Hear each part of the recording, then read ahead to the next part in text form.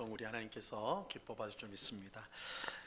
우리는 주일 오후 예배 시간에 이제 하이델베르그 요리 문답을 보고 있는데요. 이게 너무 띄엄띄엄 있어가지고 좀 그렇긴 한데, 지난 시간이 9월 초더라고요. 그러니까 2달 만에 시간이 돌아왔는데요. 최대한 기억력을 되살려가지고 하이델베르그 요리 문답은 세 부분으로 되어 있다고 말씀을 드렸어요. 1부, 2부, 3부가 되어 있습니다. 그래서 1부는 우리 죄와 비참함에 관하여, 우리 죄와 비참함에 관하여라는 주제 제목이 붙어 있고요. 2부는 우리의 구속에 관하여, 우리의 구속에 관하여라는 제목이 붙어 있습니다.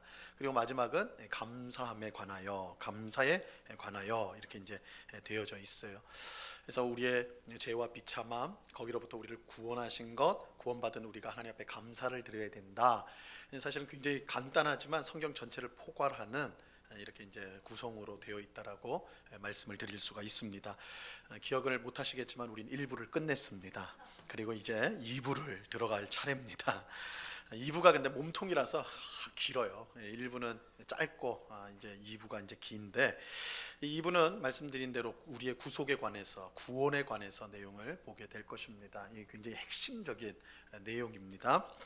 자, 그러면 우리 이제 12문부터 보도록 하겠습니다. 12문답. 제가 이제 문제를 읽으면 여러분들이 답을 해 주시면 되겠습니다. 제가 12문 문제를 읽겠습니다. 하나님의 의로운 심판에 의해 우리는 이 세상에서 그리고 영원히 형벌을 받아 마땅한데 어떻게 이 형벌을 피하고 다시 하나님의 은혜를 입을 수 있겠습니까? 하나님께서 우리의 만족되기를 원하십니다. 따라서 우리는 우리 스스로든 아니면 다른 이에 의해서든 죄값을 완전히 치러야 합니다. 자, 우리는 율법을 통해 우리의 죄와 비참함을 깨닫게 됩니다.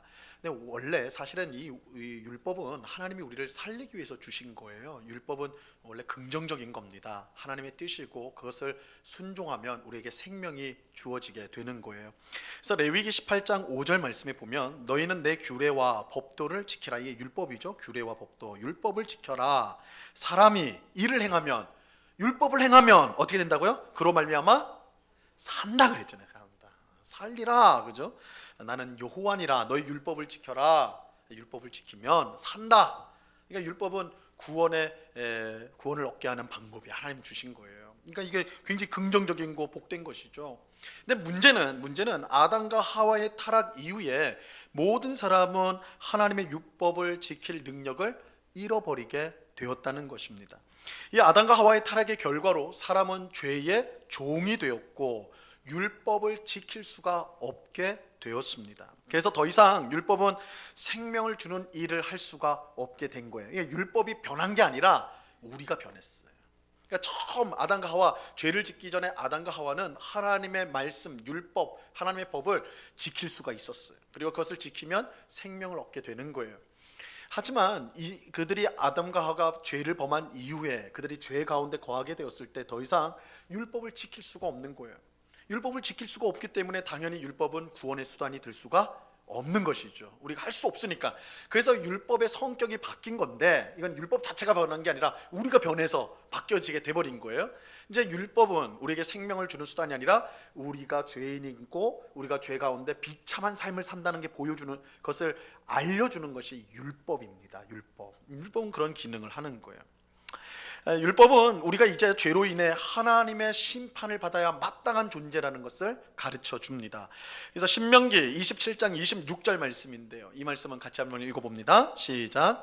이 율법의 말씀을 실행하지 아니하는 자는 저주를 받을 것이라 할 것이요 모든 백성은 아멘 할지니라. 우리는 좋은 말만 아멘 하는데, 그죠? 이스라엘 백성들은 이런 말에도 아멘을 해야 됐어요. 이 율법의 말씀을 실행하지 않는 자는 저주를 받을 것이라. 저주를 받게 돼요. 그러니까 율법을 지키지 않으면 저주를 받게 되는 거예요. 율법은 우리 모두를 저주 아래 가둬두었습니다. 모든 사람이 하나님의 심판 아래 있게 된 것이에요. 하지만 이렇게 이제 반문할 분이 계실 거예요. 제가 이렇게 말씀을 드리면 반문할 분이 계실 거예요. 하나님은 죄를 미워하고 심판하는 공의의 하나님이지만, 목사님 말씀처럼 심판하는 하나님이죠. 하지만 동시에 하나님은 죄인을 사랑하시고 용서하시는 사랑의 하나님 아닙니까? 이렇게 반문을 하실지 모르겠어요. 물론 맞습니다. 하나님은 우리 죄인을 사랑하시고 오래 참으시고 용납하시는 그런 하나님이 있어요. 그런 하나님이 있어요. 그렇기 때문에 그런 하나님이 심판을 하신다? 이건 말이 안 되는 거 아닙니까? 이렇게 반문할 수가 있습니다. 하지만 우리는 하나님이 분명 사랑의 하나님이지만 동시에 이 공의의 하나님이란 사실을 잊어서는 안 돼요. 그래서 우리가 하나님을 안다고 할 때 그 하나님은 한편으로는 공의의 하나님, 정의의 하나님이며 동시에 또 사랑의 하나님이다. 이 둘 중에 어느 하나를 희생시켜서는 안 된다라는 거예요. 하나님이 공의의 하나님에서 사랑의 하나님이고 사랑의 하나님에서 공의의 하나님이세요. 만약에 하나님이 사랑의 하나님이기 때문에 우리의 죄에 눈을 감으신다. 아, 나 못 봤다. 괜찮다. 못 봤다. 만약에 그렇게 하신다면 그것은 하나님 자신을 불의한 일로 만드는 거예요. 하나님이 죄를 눈 감아줬다. 여러분, 그 법정에 가서 재판장이 이제 딱 재판을 하는데 이 피고 이거 죄를 가해자가 분명히 죄를 졌어요. 누가 봐도 이건 죄를 졌어. 그런데 재판장이 무죄 그래 버려요. 무죄. 이상하다. 어떻게 무죄지? 근데 알고 보니까 친척이에요. 친척. 사촌 동생이었던 거예요. 그럼 어떻게 되는 거예요? 그 재판장이 공의로운 재판장이 할 수 있습니까? 아니잖아요. 그렇죠? 불의한 재판장이죠. 눈을 감는 거, 죄가 있는데도 눈을 감는 것은 불의한 거예요. 불의한 거. 그러니까 하나님이 눈을 감을 수가 없어요. 그거는 스스로를 불의하게 만드는 거예요. 그리고 더 문제는 이 세상은 악으로 가득 차게 될 거예요. 하나님께서 모른 척하고 괜찮아. 내가 사랑하니까 괜찮아. 여러분, 우리 자녀 교육할 때 너무너무 사랑하니까 막 남의 거 훔쳐와서 엄마 나 훔쳐왔어. 아이고 기특해라. 이러면 됩니까? 아이고 엄마 아빠 가난한 거 알고 기특하다. 더 좀 큰 거 가져와라. 이럽니까? 망하는 길이죠. 하나님이 죄를 졌는데도 우리가 죄를 졌는데도 괜찮아. 뭐 나중에 괜찮아지겠지, 나아지겠지. 그렇게 하면 세상은 악으로 가득 찰 거란 말이에요. 있을 수 없는 일, 그죠? 있을 수 없어요. 그래서 하나님은 공의의 하나님이기 때문에 죄인을 반드시 심판하는 것이 마땅한 것입니다. 자, 이것은 방금 읽은 12문단도 똑같이 말을 하죠. 뭐라고 질문을 하냐면 하나님의 의로운 심판에 의해 우리는 이 세상에서 그리고 영원히 형벌을 받아 마땅하다. 그런데 이제 여기서 이제 우리가 더 봐야 돼요. 12문단은 여기에 그치지 않습니다. 그죠? 여기에 그치지 않고 이제 한 걸음 더 나가는데 뭐라고 하냐면 죄인들에게 어떤 희망이 있다라는 것을 말해주고 있어요. 그래서 12문답의 나머지 부분은 이렇게 묻습니다. 어떻게 이 형벌을 피하고 다시 하나님의 은혜를 입을 수 있을까요? 그러니까 앞부분은 우리는 하나님의 의로운 심판에 의해서 우리는 이 세상에서 그리고 영원히 형벌을 받아 마땅합니다 라고 했는데 거기서 끝나버리면 절망이죠. 마땅하다 하면 끝나버리는 거예요. 그런데 이제 그 뒤에 뭐라고 해요? 하지만 어떻게 이 형벌을 피하고 다시 하나님의 은혜를 입을 수 있습니까? 가능성이 있다는 거예요. 가능성이 있다. 죄를 지은 우리는 모두 하나님의 심판을 받는 게 마땅해요. 하지만 성경은 우리가 이 형벌을 피하고 다시 하나님의 은혜를 입을 수 있는 것에 대해 말씀하고 있다는 거예요. 먼저 대원칙을 말하죠. 답을 할 때 대원칙이 있습니다. 12문 답이 뭐라고 되어 있어요? 하나님께서는 자신의 의가 만족되기를 원하십니다. 이게 대원칙이에요. 우리가 만약에 죄인임에도 불구하고 구원을 받는다라고 한다면 하나님의 의를 만족시켜야 돼요. 일단 이 단계가 이 단계를 반드시 거쳐야 돼요. 하나님께서 자신의 의가 만족되기를 원하십니다. 하나님의 의를 만족시켜야 된다는 거예요. 이걸 다른 말로 표현하면 죄인이 그 죄로 인해 심판을 받아야 된다는 거예요. 일단 심판을 받아야지 그 다음이 희망이 있다는 거예요. 소망이 있다는 거예요. 자, 그렇기 때문에 우리가 이제 형벌을 피하고 다시 하나님의 은혜를 얻을 수 있는 유일한 길은 두 가지인데 우리 스스로든지 아니면 다른 누군가에서든지 죄값을 완전히 치러야 되는 거예요. 그래야지 하나님의 의가 만족이 되고 우리는 구원을 받을 수가 있게 되는 것입니다. 이 죄값을 치르는 심판을 받아야 하나님의 의가 만족이 돼요. 자, 그러면 이제 이렇게 질문이 되는 거죠. 우리는 죄값을 치를 수 있는가? 먼저 사람이 스스로 죄값을 치를 수 있는가? 이 질문을 해야 되겠죠. 이게 이제 13번 문답입니다. 13번 문답. 제가 이제 문제를 하면 답을 읽어주세요. 13문. 우리가 스스로 하나님의 의를 만족시킬 수 있습니까? 그렇지 않습니다. 오히려 우리는 날마다 우리의 죄책을 증가시킬 뿐입니다. 자, 우리는 스스로 하나님의 의를 만족시킬 수 있습니까? 우리는 스스로의 힘으로 죗값을 치를 수 있습니까? 라는 의미죠. 근데 결코 그럴 수 없다, 안 된다, 이렇게 말하고 있어요. 오히려 죗값을 치르기는커녕 날마다 우리의 죄책을 더할 뿐이다, 이렇게 말하고 있어요. 자, 이것은 사도 바울의 고뇌에 찬 고백을 통해서 우리가 확인할 수가 있습니다. 로마서 7장 18절과 19절 말씀인데요, 한번 잘 들어보세요. 내 속 곧 내 육신에 선한 것이 거하지 아니하는 줄을 아노니 원함은 내게 있으나 선을 행하는 것은 없노라. 내가 원하는 바 선은 행하지 아니하고 도리어 원하지 아니하는 바 악을 행하는도다. 제가 좀 더 처절하게 이걸 읽었어야 되는데, 이 고뇌, 굉장히 고뇌에 찬 바울의 고백이거든요. 고뇌가 느껴지세요? 사실 우리가 우리 자신의 영적인 형편 상황을 조금이라도 좀 깊게 생각해 본 사람이라면 이 바울의 고뇌를 우리도 느낄 수가 있어요. 바울은 자기 안에 선한 것이 없다라는 것을 안다고 말을 해요.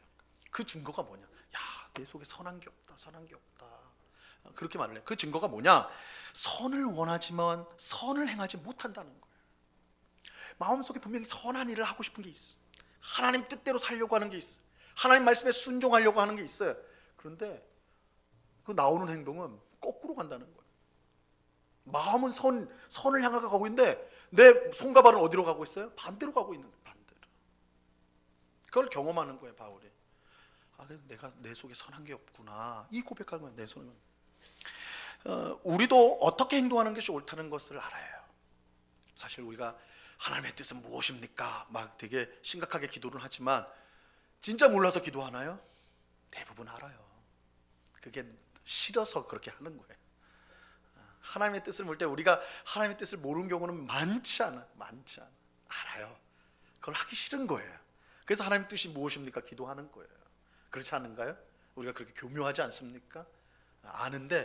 그게 아는데 내가 하기 싫은 거예요. 그래서 하나님 뜻 알려달라는 거예요. 하나님은 알잖아, 안 들려요, 하나님 안 들려, 이러는 거예요. 우리가 그럴 때 많아요. 그렇죠? 이것이 죄의 종인 우리의 참 모습이라고 할 수 있어요. 성경은요, 우리를 죄인이라고 할 때 우리를 죄의 종이라고 합니다. 죄의 종이라는 것은 자기가 원해서 죄를 짓는 그 의미가 아니에요. 죄의 종이라는 건 죄에 붙들려 있다는 뜻이에요. 내가 원하든 원치 않든 죄를 짓게 돼 있어요. 심지어 내가 선한 마음을 가지고 그걸 행하려고 할 때도 죄를 짓게 돼 있는 존재를 죄의 종이라고 말합니다. 그러므로 스스로 하나님의 공의를 만족시킬 수 있다고 생각하는 것은, 우리가 스스로 죄값을 지불하겠다라고 생각하고 말하는 것은요, 완전한 착각이라고요. 하지만 교회 역사를 보면 스스로 하나님의 공의를 만족시킬 수 있다고 믿었던 사람들이 있었어요. 그래서 우리가 이제 그 사람들을 조금 어려운 말로 자력 구원론자라고 불러요. 자력 구원론자. 그러니까 스스로의 힘으로 구원을 얻을 수 있다. 자력 구원론자라고 불러요. 이들은 이제 이들은 원죄를 부인합니다. 원죄. 그래서 사람은 태어날 때 깨끗하게 태어난다고 생각해요. 죄 없이, 아무것도 없이 백지 상태에서 태어난다라고 그렇게 생각해요. 그래서 죄가 없이 태어나서 노력만 한다면 얼마든지 선을 행할 수 있고 하나님의 뜻을 행할 수 있다라고 주장을 해요. 그렇기 때문에 노력만 한다면, 우리가 최선을 다한다면 하나님의 공의를 만족시킬 수 있다. 우리의 죄값을 우리 스스로가 마련할 수 있다. 이렇게 주장하는 것입니다. 하지만 이것은 이제 성경 말씀과는 완전히 반대되는 것이죠. 로마서 3장 23절 말씀입니다. 이 말씀 같이 읽어봅니다. 시작. 모든 사람이 죄를 범하였음에 하나님의 영광에 이르지 못하더니. 우리 중에 죄를 짓지 않고 선을 행할 수 있는 사람은 아무도 없어요. 이러한 사실은 성경뿐만 아니라 우리의 경험을 통해서도 얼마든지 알 수가 있습니다. 확인할 수 있어요. 우리 중 어느 누구도요, 구원을 받을 만큼 충분히 선을 행했다 말할 수 있는 사람은 아무도 없습니다. 더욱이 죄를 짓지 않았다고 말할 수 있는, 나는 뭐 공로는 고사하고 죄를 안 지었다고까지 조차도 말할 수 있는 사람이 없다고요. 스스로의 힘으로 구원을 받는 것은 성경과 우리의 경험을 통해서 분명히 가능하지 않다라는 것이 드러납니다. 그런데 이 자력 구원자들 중에 조금 더 교묘하게 주장하는 사람들이 있어요. 조금 더 교묘하게. 언제나 이 교묘하게 주장하는 사람들이 문제예요. 애초에 원죄도 없고 노력해서 하나님의 구원을 받을 수 있다 이렇게 하면 그건 뻔히 보여요. 저거 틀렸구나. 안 되거든요. 우리가 딱 봐도 안 되거든요. 그러니까 뻔히 알아요. 근데 문제는 교묘한 사람들이 있어요. 이들은 원죄를 인정해요. 원죄를 인정합니다. 그리고 하나님의 은혜도 인정해요. 하나님의 은혜가 꼭 필요하다는 것도 인정해요. 하지만 이들이 다른 점은 그들은 구원을 받은 이후로는 우리가 선을 행하여 공로를 쌓아 하나님의 의를 만족시켜야 한다라고 주장을 해요. 그러니까 구원받기 전까지는 우리는 죄인이고 하나님의 은혜가 절대적으로 필요해요. 그러나 그 이후에는 내가 할 수 있다라고 주장을 해요. 내가 공로를 쌓을 수 있다라고 주장을 해요. 대표적으로 이렇게 주장하는 사람들이 천주교회예요. 우리 로마 카톨릭 교회, 천주교회가 이렇게 주장을 합니다. 그들은 예수님을 믿음으로 말미암아 하나님의 은혜로 죄 사함을 받았다고 옳게 말을 해요. 그건 맞아요. 그 말은. 근데 그 다음에는 성도가 신앙생활을 열심히 하여 하나님의 의를 만족시켜야 된다라고 말을 하고 있어요. 이걸 구분시켜요. 그래서 천주교 신자들이요, 선행을 열심히 합니다. 우리 개신교들보다 더 열심히 합니다. 이거는 배워야 돼요. 정말 그들 열심히 해요. 그런데 그렇게 이제 나타나는 모습은 우리가 배워야 되지만 그 동기는 우리가 따라갈 수가 없어요. 그 동기가 뭐예요? 공로를 쌓는 거예요. 그들은 그게 공로가 된다고 생각을 해요. 우리가 구원받는데 협력이 된다라고 생각을 해요. 구원받은 이유가 완전히 더 달라지는 것이죠. 그러나 사도 바울은 이런 주장이 완전히 잘못되었다라고 주장을 해요. 우리가 구원받는 데 있어서 하나님의 은혜는 일부 역할만 하는 게 아니라, 로마 카톨릭 교회는 일부예요. 그죠? 우리의 힘이 협력해야 된다고 말을 하니까 일부가 아니라 우리 성도의 삶의 전체, 하나님의 은혜가 전체라고 사도 바울은 말을 합니다. 자, 고린도전서 15장 10절 말씀인데요. 이 말씀 중요한 말씀이에요. 같이 한번 읽어봅니다. 시작. 그러나 내가 나 된 것은 하나님의 은혜로 된 것이니 내게 주신 그의 은혜가 헛되지 아니하여 내가 모든 사도보다 더 많이 수고하였으나 내가 한 것이 아니요 오직 나와 함께 하신 하나님의 은혜로라. 자, 이 말씀 보세요. 바울은 하나님의 은혜하고 내가 한 수고, 내가 한 노력, 선행을 구분하지 않아요. 구분하지 않잖아요. 그죠? 내가 모든 사도보다 더 많이 수고하였으나, 이 선행이잖아요. 그죠? 공로잖아요. 근데 뭐라고 그래요? 내가 한 것이 아니요. 누가 해요? 하나님의 은혜가 한 것이다. 다 하나님의 은혜예요. 그죠? 다 하나님의 은혜. 내가 한 게 아니라 다 하나님의 은혜다. 이게 성도의 삶의 특징이에요. 모든 게 하나님의 은혜다. 그러므로 스스로 하나님의 의를 만족시킬 수 있다라고 하는 것은 완전한 착각에 불과해요. 내가 조금만 선하게 살면, 내가 좀 더 도덕적으로 살면, 내가 좀 더 교회를 열심히 다니면 내가 공로를 쌓고 구원을 받는 데 도움이 되겠다, 이렇게 생각하는 것은 완전한 착각이라는 것입니다. 우리는 결코 스스로의 힘으로 하나님의 의를 만족시킬 수가 없고 죄값을 치를 수가 없습니다. 우리는 스스로의 힘으로 결코 구원받을 수가 없어요. 자, 이제 그렇다면 이제 두 가지죠. 두 가지라고 그랬잖아요. 첫 번째는 스스로 죄값을 갚는 것이다, 공의를 만족시키는 것이다. 두 번째는 다른 피조물, 내가 안 된다면 다른 피조물을 통해서 받을 수 있는 거 아닙니까? 자, 이게 이제 14번 문제가 다루고 있는 문제입니다. 자, 14번 문답을 봅니다. 제가 질문을 드립니다. 어떠한 피조물이라도 단지 피조물로서 우리를 대신하여 하나님의 의를 만족시킬 자가 있습니까? 하나도 없습니다. 첫째, 하나님께서는 인간의 죄책 때문에 다른 피조물을 형벌하기를 원치 않으십니다. 둘째, 어떠한 피조물이라도 단지 피조물로서는 죄에 대한 하나님의 영원한 진노의 짐을 감당할 수도 없고 다른 피조물을 거기에서 구원할 수도 없습니다. 자, 하나님의 의를 만족시키는 것이 자기 스스로의 힘으로 안 된다면 그럼 나 말고 다른 피조물을 통해서 괜찮겠느냐라는 것입니다.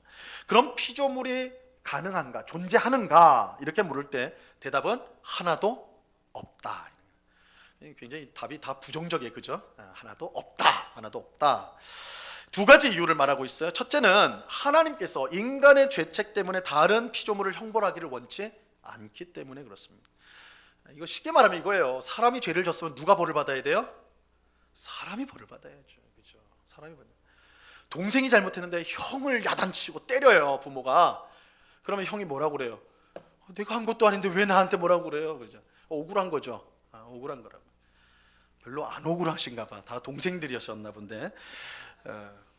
억울하죠. 자기가 잘못한 건 자기가 죄를 받아야 되잖아요. 내가 죄를 졌는데, 사람이 죄를 졌는데 엉뚱한 거 가져와 가지고 그렇게 벌을 준다면 그게 마땅하겠냐라는 거예요. 안 된다는 거죠. 자, 근데 이렇게 말씀드리면 또 이렇게 반박을 할 거예요. 아니 목사님, 구약 시대 보시면요, 백성들이, 이스라엘 백성이 죄를 지으면 짐승 데리고 나오지 않았습니까? 짐승 가지고 와서 제사 드리지 않았어요? 짐승을 죽이지 않았어요? 그래서 죄 사함을 받는 거 아닙니까? 그러면 이건 다른 피조물을, 짐승을 통해서 죄 사함 받은 거 아닙니까? 이건 뭡니까? 이렇게 물어볼 수가 있어요. 실제로 하나님께서 모세를 통해 제사법을 주셨어요. 그 제사법에 따르면 죄를 지은 사람은 짐승을 가지고 제사장에게 오게 돼 있습니다. 제사장에게 와서 뭘 해요? 손을 제물 위에, 그 짐승 머리에 올려요. 이게 무슨 뜻이에요? 동일시하는 거예요. 이 짐승이 내가 되는 거예요. 그래서 그 짐승을 가져온 사람이 죽입니다. 죄의 결과는 죽음이에요. 죽여요. 그러면 그 죽은 그 제물을, 그 짐승의 피를 제사장이 받아서 제단에 뿌리는 거예요. 그리고 그 제물 중 일부를 하나님 앞에 불태우기도 하고, 이게 속죄제란 말이에요. 속죄 제사예요. 속죄제. 자, 그럼 이렇게 보면 이 짐승이 사람의 죄를 씻을 수 있는 것처럼 보여요. 그래서 이거 가능한 거 아닙니까? 사람이 아니라도 짐승으로 되는 거 아닙니까? 이렇게 말할 수가 있는 거예요. 자, 하지만 그렇지 않습니다. 이 사람의 죄는 짐승을 죽인다고 해결될 수 있는 게 결코 아니에요. 히브리서 10장 4절 말씀입니다. 같이 읽습니다. 시작. 이는 황소와 염소의 피가 능히 죄를 없이 하지 못함이라. 이 성경이 분명히 말하죠. 황소로 안 된다고요. 염소로 안 된다고요. 양으로 안 된다고요. 짐승의 피로 사람의 죄가 씻어지지 않습니다. 않나요? 이게 될 수가 없는 거예요. 만약에요, 짐승의 제사가 사람의 죄를 씻을 수 있다고 한다면, 그것의 해결 방책이 된다면 이스라엘 백성들이 계속 짐승을 들고 올 필요가 없었을 거예요. 그들이 반복적으로 짐승 제사를 드리는 이유는 뭐겠어요? 죄가 씻어지지 않는다는 걸 보여주는 거예요. 자, 그렇다면 이런 질문이죠. 하나님은 왜 그럼 짐승 제사를 드리게 했는가? 짐승 제사는 그 자체로 죄를 없애는 게 아닙니다. 짐승 제사는 궁극적으로 우리의 죄를 대속하기 위한 예수님의 십자가 죽음을 가리키는 거예요. 그래서 이스라엘 백성들이 짐승 제사를 통해 죄 사함을 받았다고 할 때, 정확하게 말하면 짐승 제사가 그들의 죄를 씻은 게 아니라 그 짐승 제사가 가리키고 있는 예수 그리스도의 십자가 죽음이 구약 이스라엘 백성의 죄도 씻은 거예요. 그게 맞는 거예요. 그게 그렇게 봐야 돼요. 그래서 짐승 제사는 궁극적으로 우리의 죄를 대속하기 위한 예수님의 십자가 죽음을 가리키는, 짐승 제사는 그림자라고 한다면 예수님의 십자가 죽음은 실체예요. 실체. 그러니까 우리가 그림자를 붙들면 안 된다고요. 실체가 있어요. 구약 백성은 짐승 제사를 드리는 것을 통해 궁극적으로 예수님의 십자가 죽음을 통한 죄 사함을 소망했던 것입니다. 자, 어떤 피조물도 우리를 대신하여 하나님의 의를 만족시킬 수 없는 이 두 번째 이유가 있어요. 첫 번째는 이유는 사람이 죄를 졌으면 사람이 벌 받아야 된다, 이거였다고 그랬죠. 두 번째 이유가 있어요. 그거는 어떤 피조물도 하나님의 영원한 진노의 짐을 감당할 수가 없어요. 어떠한 사람도 하나님이 죄에 대해서 내리는 진노를 감당할 수가 없다는 거예요. 어떤 피조물도. 자, 시편 49편 7절과 8절 말씀인데요, 잘 한번 들어보세요. 아무도 자기의 형제를 구원하지 못하며 그를 위한 속전을 하나님께 바치지도 못할 것은, 속전이라는 것은 구속하기 위해 내는 것을 말하는 거죠. 8절, 그들의 생명을 속량하는 값이, 그들을 죄에서 끌어내는, 다시 사오는 그 값이 너무 엄청나서 영원히 마련하지 못할 것입니다. 우리 죄로 말미암아 하나님으로부터 주어지는 그 진노를 어떤 피조물도 감당할 수가 없다는 거예요. 어떤 피조물도. 그러니까 이 세상에 공자, 소크라테스 막 이런 위대한 성인들 소용없어요. 하나님의 진노를 그들이 감당할 수가 없단 말이에요. 어떤 피조물도 하나님의 죄에 대한 진노를 견딜 수가 없어요. 받아낼 수가 없다라는 것입니다. 자, 그럼 지금까지 내용을 이제 정리하면 이것입니다. 율법을 따라 모든 사람은 죄인이고 하나님의 심판 아래 놓였어요. 공의의 하나님은 모든 죄인을 당연히 심판하셔야 합니다. 하지만 하나님의 공의를 만족시킬 수 있다면 우리는 심판을 피하고 구원의 은혜를 입을 수 있어요. 그러나 우리 스스로의 힘으로 안 된다고 그랬어요. 그죠? 우리 스스로의 힘으로 안 된다. 그럼 다른 피조물로는 됩니까? 그것도 안 된다고 그랬어요. 안 된다. 그 이유는 사람의 죄값은 사람이 지불해야 되기 때문이고 하나님의 진노는 어떤 피조물도 감당할 수 없기 때문이다. 이렇게 말씀을 드렸어요. 자, 그런데 이 두 가지 이유를 통해 가지고요, 이제 안 된다만 했는데 이제는 된다를 좀 말씀을 드릴게요. 그럼 누가 우리의 구원자와 중보자가 될 수 있느냐? 누가 우리의 구원자가 될 수 있느냐라고 했을 때 이 두 조건이 바로 우리의 참 구원자가 될 수 있는 그분이 어떤 분이어야 되는지를 알려주고 있어요. 자, 이게 이제 오늘 마지막 볼 15문입니다. 제가 문제를 읽으면 답을 읽어주세요. 15문. 그렇다면 우리는 어떠한 중보자와 구원자를 찾아야 합니까? 인간이고 의로운 분이시나 동시에 참 하나님이고 모든 피조물보다 능력이 뛰어나신 분입니다. 자, 우리가 하나님의 은혜를 만족시키기 위해 어떤 중보자와 구원자를 찾아야 되느냐 할 때 첫 번째로는 참 인간이고 의로운 분이어야 된다. 이렇게 말하고 있어요. 왜냐하면 하나님은 사람의 죄값을 누구에게 받으신다고요? 사람에게 받으신다고요. 그러니까 우리를 구원하려면 사람이어야 돼요. 그런데 그냥 사람이면 됩니까? 똑같은 죄인이면 돼요? 안 되거든요. 의로운 분이어야 돼요. 의로운 분. 그래서 우리를 구원할 사람이 있다면 구원할 수 있는 사람이 있다면 그 사람은 참 사람이면서 우리와 똑같은 사람이면서 죄가 없는 의로운 분이어야 돼요. 이게 첫 번째 조건이에요. 자, 두 번째 조건이 따라 붙습니다. 둘째는 모든 피조물보다 능력이 뛰어나신 참 하나님이어야 돼요. 참 하나님. 왜냐하면 하나님의 영원한 진노를 감당할 수 있는 것은 피조물 중에는 없고, 우리가 살펴봤잖아요. 피조물 중에는 없고 누구만 가능해요? 하나님만 가능해요. 하나님의 진노를 감당할 수 있는 것은 하나님밖에 없어요. 자, 이렇게 보면 우리를 구원하실 수 있는 분이 어떤 분인지가 나오게 되죠. 뭐예요? 참 인간이면서 의로운 참 인간, 의로운 참 인간이면서 또 참 하나님이셔야 된다. 이게 우리 구원자의 조건이에요. 조건. 우리를 죄에서 구원해 줄 수 있는 하나님의 의를 만족시키며 우리를 구원할 수 있는 분이 있다면 그분은 참 사람이어야 되고 동시에 참 하나님이어야 돼요. 이 조건이 성립돼야지만 그분이 구원자가 될 수가 있는 것입니다. 자, 그분이 누구일까요? 누구예요? 제가 늘 말하지만 교회에서 퀴즈 내면 하나님, 예수님이 90% 답이에요. 이번 경우는 예수님이라고 해야 돼. 하나님이라고 하면 틀린 거예요. 예수님, 그렇죠? 예수님이에요. 예수님.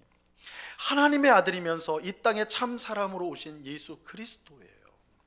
하나님의 아들이신 예수님이 우리와 같은 사람이 되신 이유가 바로 여기에 있습니다. 여러분, 우리 이제 곧 다음 달에 성탄절이 오는데 성탄절인데 성탄절을 우리가 생각하면 동정녀 마리아, 처녀인 마리아에서 몸에서 예수님 나셨다.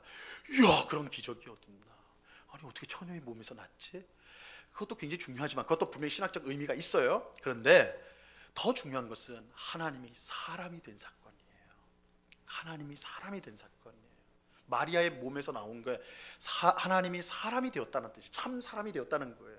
왜 참 사람이 되어야 돼요? 하나님이 우리의 구원자가 되기 위해서요.